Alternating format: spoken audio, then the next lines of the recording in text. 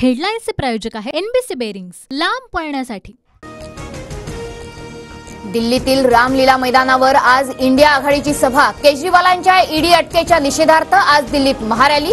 उद्धव ठाकरे, शरद पवार उपस्थित राहणार। दिल्लीत शरद पवार, उद्धव ठाकरे आणि मल्लिकार्जुन खरगेंमध्ये जागा वाटपावर चर्चा होण्याची शक्यता। सांगली, भिवंडी आणि दक्षिण मध्य मुंबईवरून अजूनही पेच कायम। शिंदे फडणवीसांमध्ये रात्री 3.5 तास खलबतं। बैठकीत छत्रपती संभाजीनगर आणि सिंधुदुर्ग, रत्नागिरी, सातारा आणि नाशिकच्या जागेवरही चर्चा झाल्याची माहिती। छत्रपती संभाजीनगर लोकसभेसाठी संदीपान भुमरेंचा मुलगा विलास भुमरेंचं नाव चर्चेत। महायुतीकडून भागवत कराड, विलास भुमरे, विनोद पाटलांचंही नाव चर्चेत। भाजप आजपासून लोकसभा निवडणुकांच्या प्रचाराचं रणशिंग फुंकणार। उत्तर प्रदेशच्या मेरठमधून पंतप्रधान नरेंद्र मोदी प्रचाराला सुरुवात करणार। उमेदवारी जाहीर झाल्यानंतर सुप्रिया सुळेंचा आज हिंजवडी दौरा। विविध भेटीगाठी घेणार तर सुनेत्रा पवार आज कोथरूड आणि बावधन दौऱ्यावर। नाशिकसाठी उमेदवारी जाहीर नसतानाही हेमंत गोडसेंकडून प्रचार सुरू। महायुतीच्या नेत्यांचे फोटो असलेल्या पत्रकांचं वाटप। महायुतीत नाशिकच्या जागेबाबत वाद कायम। वेट अँड वॉच सुनील तटकरेंचं वक्तव्य। तर महायुतीनं सांगितल्यास निवडणूक लढणार। नाशिक लोकसभा लढण्याचे भुजबळांकडून संकेत। पवार गटाकडून दक्षिण अहमदनगरमधून निलेश लंकेंना उमेदवारी घोषित। मध्यरात्री लंके आणि बाळासाहेब थोरातांमध्ये 1.5 तास चर्चा। भाजपच्या सुजय विखेंशी लढत होणार।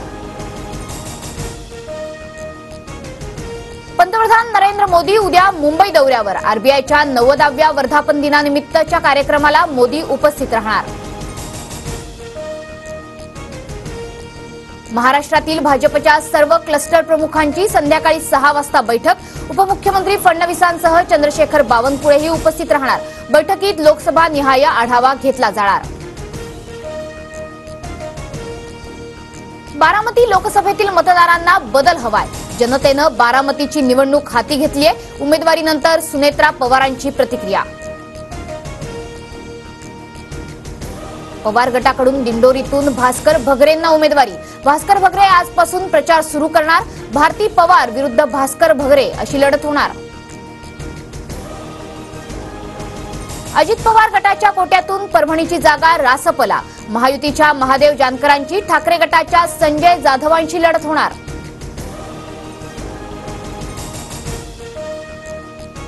डोंबिवली पूर्व पश्चिम भागाला जोडणारा पादचारी पूल उद्यापासून बंद। दुरुस्तीच्या कामासाठी पूल बंद ठेवण्याचा मध्य रेल्वे प्रशासनाचा निर्णय। भंडारा, अहमदनगर, नांदेड आणि परभणीत वादळी वाऱ्यांसह अवकाळी पावसाची हजेरी। काही प्रमाणात शेती पिकांचंही नुकसान। शेतकरी हवालदिल। आयपीएलच्या 11व्या सामन्यात लखनौचा पंजाबवर 21 धावांनी विजय। लखनौचा युवा गोलंदाज मयंक यादवची चमकदार कामगिरी। हेडलाईन्सचे प्रायोजक आहे एनबीसी बेरिंग्स, लांब पळण्यासाठी।